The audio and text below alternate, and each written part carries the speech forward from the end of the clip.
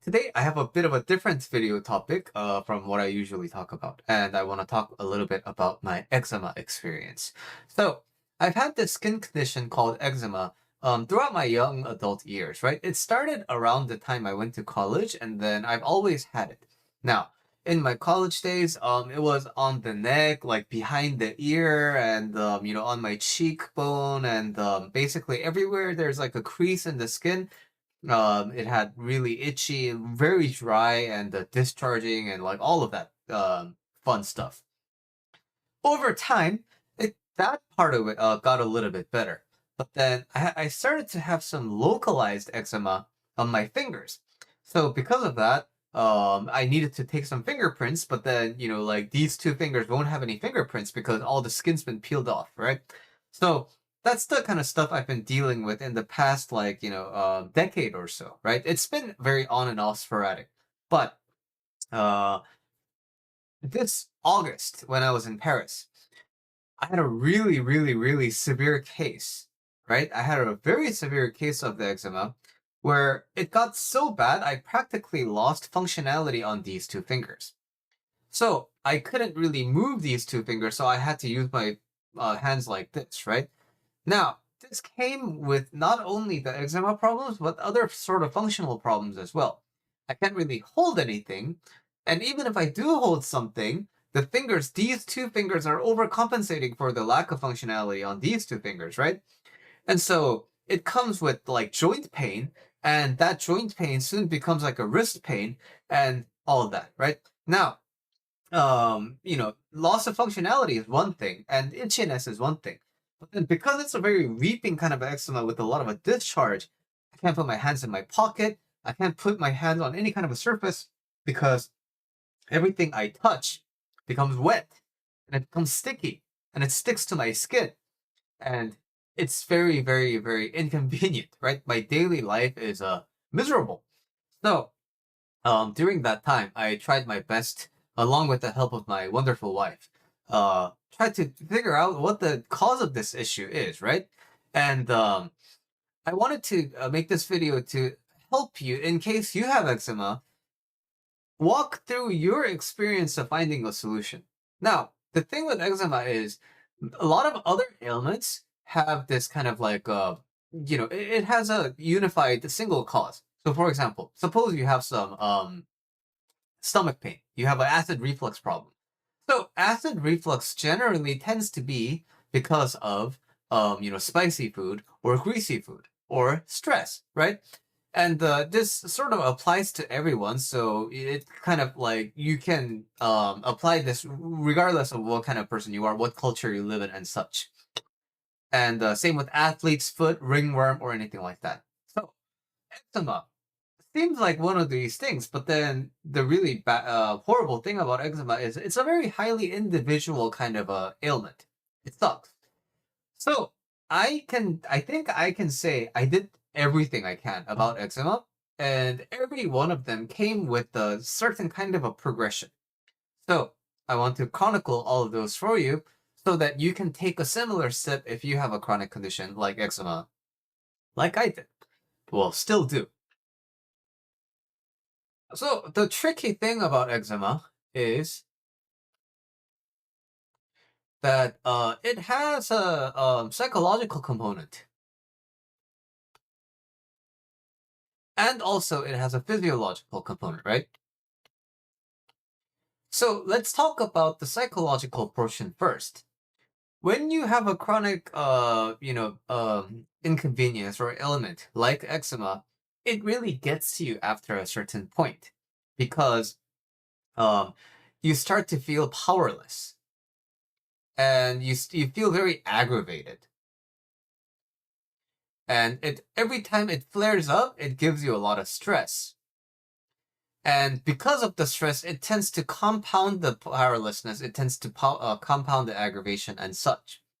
So many times we have a poorly managed kind of a stress strategy.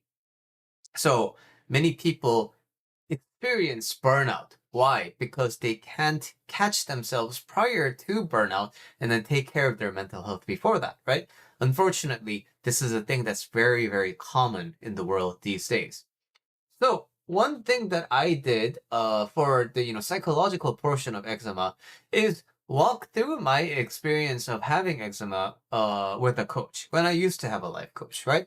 So with that, I have a video about this on my YouTube channel actually, but the core question is, how do I want to feel?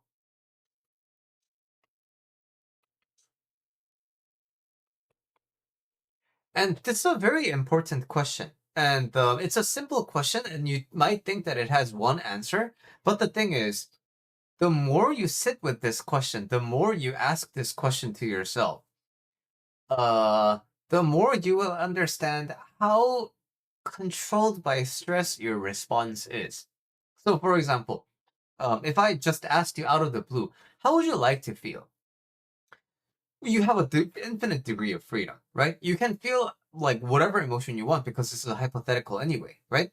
But if your answer is something like, I want to feel not stressed. So you can feel anything in this hypothetical scenario, but you chose not stress. This means you're really stressed right now, right? Because of the stress that you are feeling in your unconscious level, the first thing that pops to mind when it comes to infinite possibilities is not stressed. So just like this, we have a condition. We don't know why it's happening. So in this case, we can ask, how do I want to feel about this? At first, you will feel a lot of, I want to not feel itchy. I want to not feel annoyed. I want to not feel sick. So a lot of the feelings that you want to feel will be based on what you are experiencing right now. But the point of the question, the point of this exploration, so to speak, is to access a state of mind where you are not tethered to your default experience of this ailment. So, yes, it itches. Yes, it is wildly inconvenient. And yes, it hurts. But given these conditions, which are physical, how do I want to feel about this? And that question it's a meaningful one.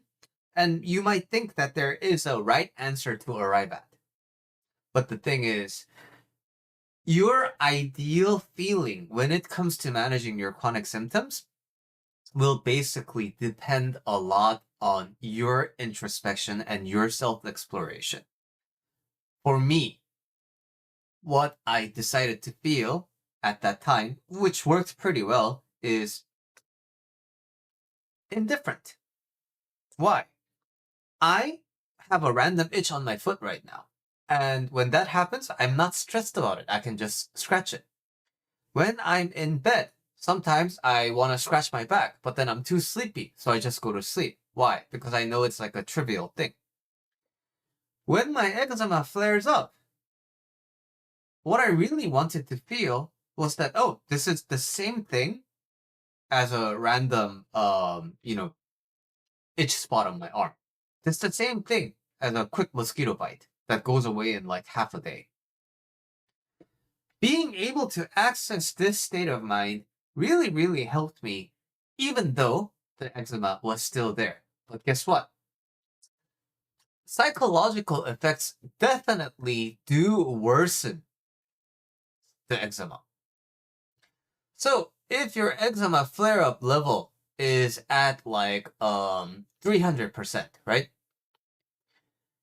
When you manage your psychological reaction to eczema, you will definitely see the 300% flare-up go down to a certain amount. It won't be 300 anymore. That I knew from experience. So for the purposes of this illustration, suppose I was able to have my flare-up, and now I found myself at 150%. So basically, it flared up, and sometimes it goes down to 80, and there's a bit of a fluctuation, up and down. But suppose at my peak I was 300, but then I was able to make it go down to 150%. So for psychology, I want to reiterate, how do I want to feel about this? That's the key question that I would like for you to entertain. Now, the physiological portion. This is, I think, really, really, really important. And what we want to do is basically elimination, right? We want to try possible sources of flare-ups, like gluten, like dairy, like pollen, like stress can be one of those things, right? We just talked about that. And, soybean. And the list goes on, right? So the difficult part about this is elimination is actually really, really difficult for certain things. And because of that, I also found it very difficult to try a process of elimination. One thing that helped me is going vegetarian. Why?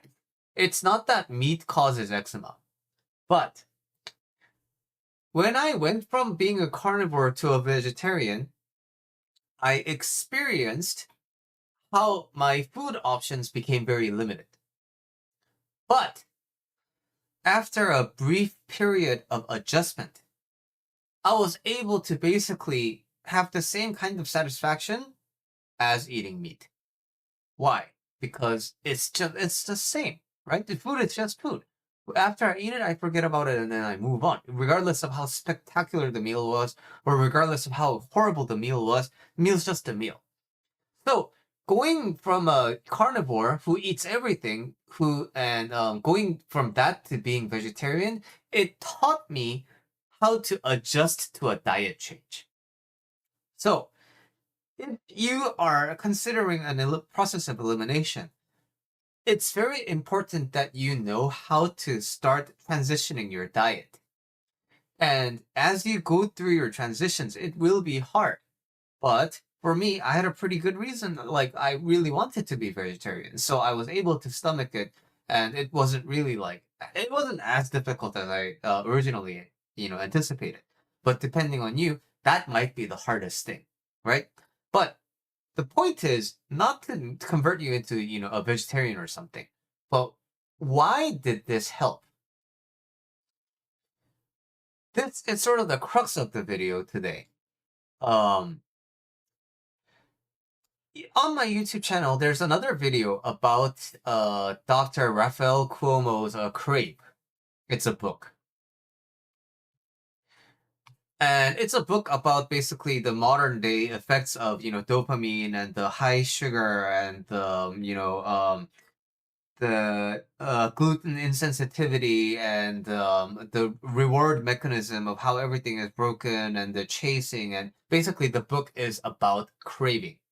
And it's a fairly easy to read book that turned out to be very, very informative. So if you're interested in learning more about this, please check that book out. But basically, in Crave, there's a section about the diet. There's a section about how, because we eat so much processed food, like processed flour that turns into gluten, like processed sugar, like refined sugar that makes it so easy for you to get a sugar spike. These things have a certain effect on you called the inflammatory response. It inflames your body, right? And through the process of inflammation, it also sets up the cycle of you wanting and craving the next repetition of the cycle, which is why it's discussed in this book called Crave. The important thing for you is inflammation. So, inflammation is really, really, really important. And I have completely changed my experience with my body just by managing inflammation. Okay, so when I was in Paris, um, my hand was getting really serious. I couldn't really do a lot of, traveling and, touristy things with my wife with like one hand, right? So it was becoming pretty inconvenient for us, because we were tourists, like having a lot of luggage and, things like that. So my wife started looking into some, causes for this, and then she turned into something called celiac disease, which I always knew was a possibility, but I kind of brushed it off. Why? Because celiac disease, I understood it to be more of a gastrointestinal issue. So, because I don't have a gastrointestinal issue, my poop is fine. I always brushed it off like, no, like I ate gluten all the time, but I don't have any, stomach issues or anything like that. But at the time, the dyshydrotic eczema, like the type of eczema that bubbles, right? It forms blisters on your skin, like really, really small blisters. And then it's like really itchy, and then you want to pop them, right? And then when you pop it, it like bleeds a little bit, but then now it becomes like dead skin, and then your finger becomes like really sensitive and sore, and then it boils again and such. That's that cycle. So basically, all the symptoms of the dysbiotic eczema that is brought on by gluten in celiac people was basically exactly the same kind of physical symptoms that I had, right? So I was like, you know what? Even if it's not like, even if it's not full blown celiac disease, I think it's gonna be absolutely better than what I'm going through right now. So, uh, I decided in the middle of August to stop eating gluten. In Paris, like the bread capital of the world, right? Uh, Italians and Germans, please don't come at me. But anyway, croissant capital of the world, let's say. Okay, so now I'm at a place where I stopped eating gluten. And guess what? Just after 3 days, it skin aside, I woke up feeling completely different. Because when I woke up, I used to bloat a lot, right? And one of the symptoms of the fingers is that the fingers become so bloated that it doesn't pull down. I can't pull the finger down and make a fist because the skin's about to pop. Because it's like trying to, squeeze a balloon. So even though the itch and things like that are still there, right? When I stopped eating gluten, the bloating went down. And I woke up at 5 a.m. and I'm like, why am I so energized? Why am I not tired? And that's the effect that inflammation has. It chronically makes you tired. So just by managing inflammation, skin issues aside, all of the joint pains that I get from jujitsu, all the bloating that I get attributed to salty diet or whatever, it just cedes, and that really blew my mind, right? And at the time, I saw a lot of progress just by cutting out gluten from my diet. And as I saw more and more effect of the gluten go down, I was able to tie it down. I was able to tie it to inflammation. Oh, so this must be, the inflammation response that, Dr. Cuomo was talking about in the book. And so I started eating less refined sugar as well. And then boom, like the inflammation level goes down significantly, right? That's good. Okay. So now inflammation has gone down. And because the inflammation goes down, I'm able to do something that I wasn't able to do before, which is observe the life cycle of this eczema experience. Why this is important is when your fingers, if you have dyshydrotic eczema, you're likely going to have it on your fingers, right? If your fingers are always bloated, right? It's basically going to always be red.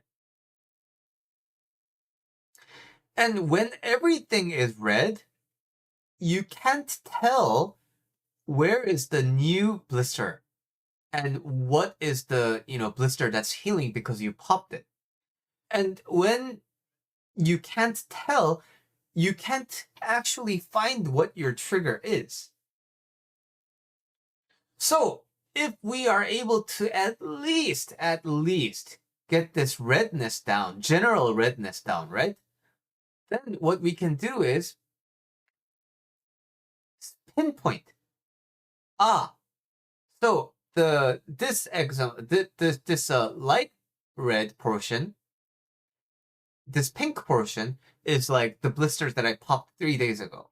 But there's more fresh red ones. So that must mean I'm still encountering my allergen. I'm encountering my trigger, right? Without inflammation control, you can't get here. So inflammation control is absolutely vital, and overall, it's just generally really good for your health.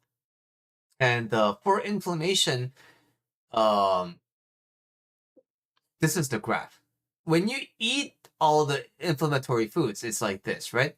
But when you stop eating inflammatory foods, your body will naturally go through the cycle of like slowing down the inflammation, right? Until the triggers are gone.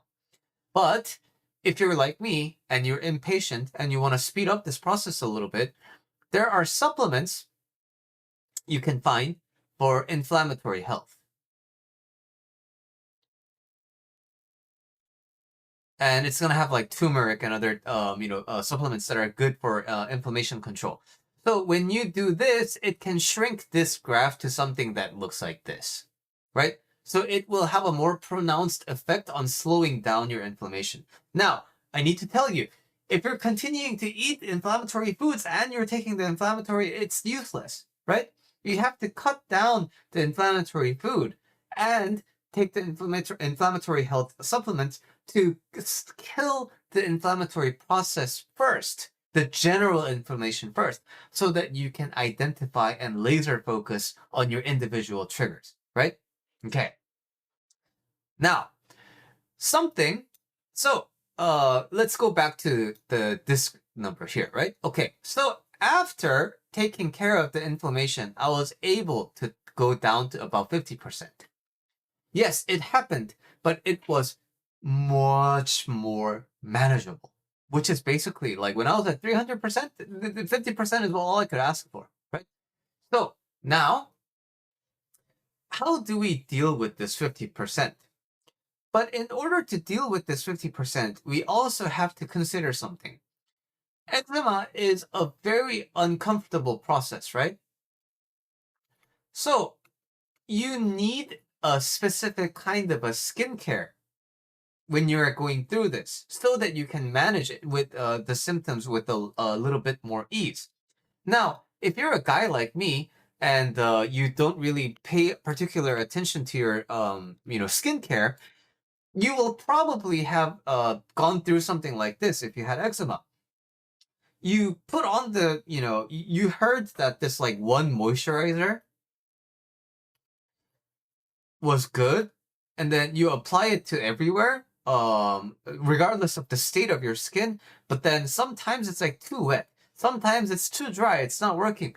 And you might think that, oh, this moisturizer must not be for me. So you kill this one. And then you buy another bottle of moisturizer, and then you try it again globally, but then that also doesn't work. But sometimes it works, and so on. Okay, so that part doesn't work. Why? Because I learned this throughout the steps. Every step of eczema needs a different kind of a strategy. So this is how I went through it step by step. So when your fingers, right, are at its worst, and basically all these blisters are here, but moreover, the blisters have popped and it's in the active like oozing state, right? In this state, what you need isn't a skin product. You need a wet ice compression. Why? Because if you have cotton gloves and any like cotton bandages are good for eczema, right? But the problem is the moment you peel it, it oozes again. You need wet compression so that it wets through the ooze, and when you peel it, it's still relatively dry enough, but enough of the natural skin's protective layer. You need the ice because at the blistering stage, your fingers are already going through localized anti-inflammatory responses.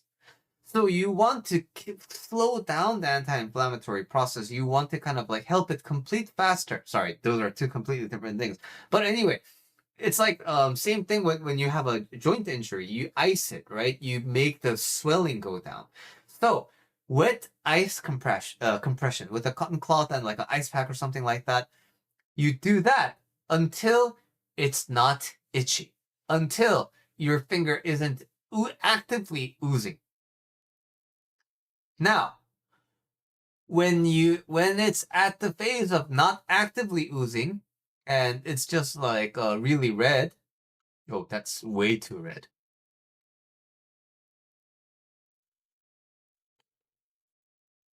When it's around here, in this case, what you do is you need a protective layer, but moreover, you need a soothing layer. At this stage, you need oatmeal based lotion. For me, Aveeno worked the best. For me, it's the best at soothing. But for you, it might not be. But what's important is something based on oatmeal, that it's supposed to soothe your skin down. After this phase, you go through what is called the dry cracking phase.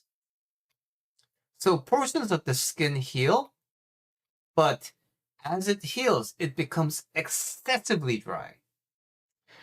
In this state, what you want to do is you want to peel off the dead flakes. But what that does, it aggravates the skin. Why? Because you take away like chunks of the, fresh skin that's like so tender. But at this state, if you put Aveeno, it's not moisturizing enough. It's not protective enough. So at this state, you need something like Vaseline or Aquaphor. You need something slippery, and that will protect your skin. It'll basically handle the dead flakes from forming. And then, when everything is more or less patched up, you just have some traces, but the skin is really wrinkly because it's weak. This is when you need just some intense moisturizer and the skin strengtheners, right?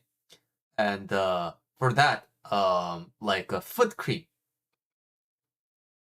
works really well, and the Neutrogena works well. Why? Because the Neutrogena's for like Nordic regions, right, where fingers get really dry and really cold. So the Norwegian like hand protection formula.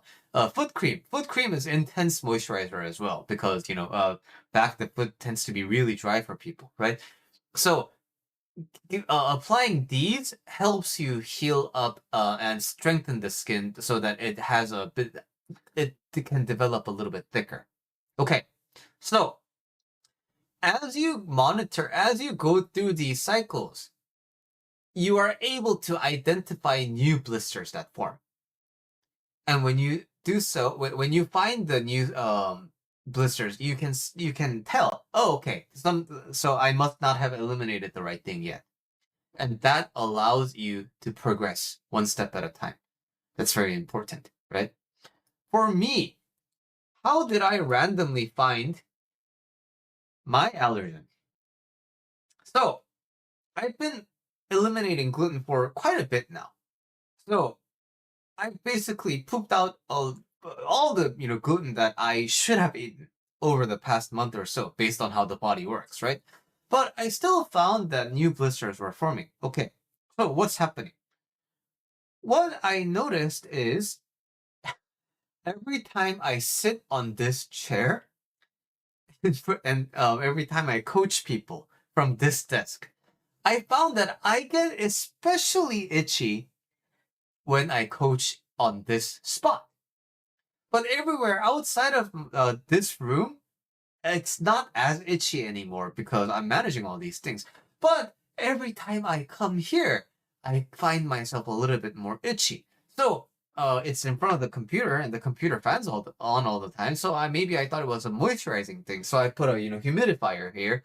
Doesn't seem to work until one day I was vacuuming my room, and I noticed how I had a IKEA big mouse pad.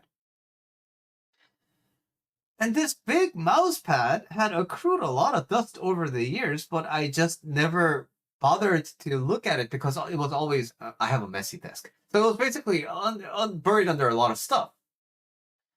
And that got me thinking, this is probably very irritating to the skin. So I decided to do an experiment, and I removed the mouse pad. And voila. New blisters stopped forming. So, why did it happen so much in Paris? Number one, I was eating a shit ton of bread. But number two, we didn't stay at a hotel. We stayed at somebody else's apartment that was basically available as a sublease or whatever, right? So the bedding wasn't ours. The bedding wasn't clean. And because the room was so small, practically, 3/4 of the room was the bed and the bedding. So now it all makes sense because the skin also worsened a little bit in Seattle as well. So why did it become bad in Seattle? Because there was carpet. So what I realized is I have a sensitivity to dust mites. And when I realized that, I looked back and holy crap, I wouldn't have been able to reverse engineer all of this without taking care of each of these components at once. So this is why I wanted to spend the past 30 minutes with you explaining the process, because it is going to be a piecewise work for you. And I wanted to make sure that number one, psychologically, there is a component. For you, it might be the only component. And when you manage your stress and when you learn that there is no reason to be stressed, then the skin problem may just completely disappear for you. But even if it's not, you need to take care of your inflammation. Inflammatory health is vital. And as you have the inflammation response under control, you need to be able to apply different kinds of skincare depending on what stage of eczema you are in, especially for dyshydrotic eczema. And something else, because we are, talking about food as triggers, right? Something else that really, really, really helped me a lot is probiotic. Probiotics have a lot to do with skin health. So I still daily take probiotics and anti-inflammatory as part of my ongoing supplement. And all of these strategies combined with probiotics and anti-inflammation is going to help you identify what your trigger is as you go through the process of elimination. You won't immediately see it, or rather, you might not immediately see it like I did. For me, when I moved the mouse pad, I felt immediately the next day I felt the difference. But what I can tell you is, the more you have your inflammation under control, the more you can easily identify your trigger. And I'm hoping that this will be the last eczema video that I ever make because I want this to be old news. But in case it isn't, I'll make sure to keep myself honest and then give you the updates that you need to move forward in your journey with eczema. And if you have any questions about the process, please let me know in the comments, and I'll be happy to answer. And as a if you're going through eczema right now or any other kind of chronic condition, I see you. It's really hard. But how do you want to feel about it? I really want you to ask yourself that and then get into that belief.